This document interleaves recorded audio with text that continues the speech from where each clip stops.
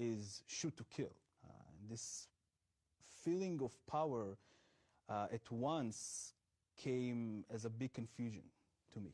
I think I wasn't clear if I'm enjoying the power of controlling all of these people, or if I don't understand why kids look at me frightened.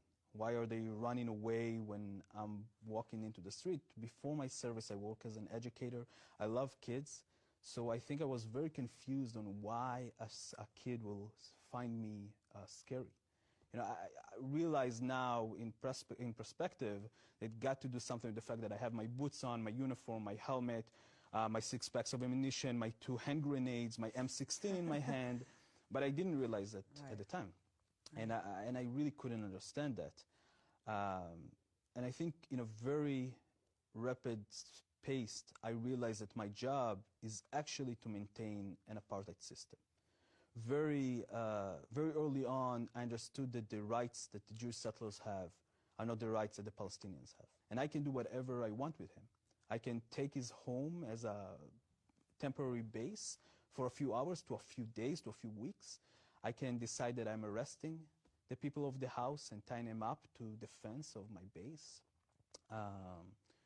If we will get an order to demolish their home or just lock their front door and don't let them out into the street their house is on, a street that only Jewish settlers can walk on and Palestinians cannot. So they have to walk through windows to yards, into the other side, into the Kasbah of Hebron.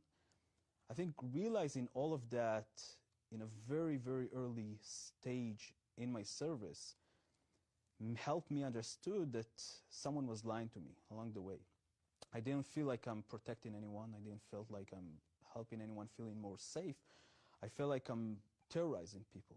I feel like for the first time in my life, the boundaries between good and bad that I learned as a kid, and obviously I learned that I'm on the good side, was broken. I felt like I am the terrorist.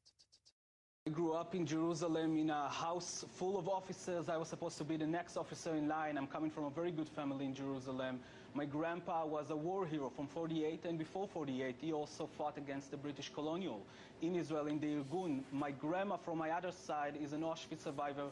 All of our family were killed in Auschwitz. She's the only survivor of those family. When I was growing up with her, I remember waking up in the middle of the night, hearing her screamings, dreaming about the Holocaust, dreaming about Auschwitz. And as I grew up, I understood from everybody, from my parents, my teachers, my friends, that the only way that I can stop a second Holocaust from happening to my grandma or to my friends or family is to join the army to the best unit I can and stop the second Holocaust from happening.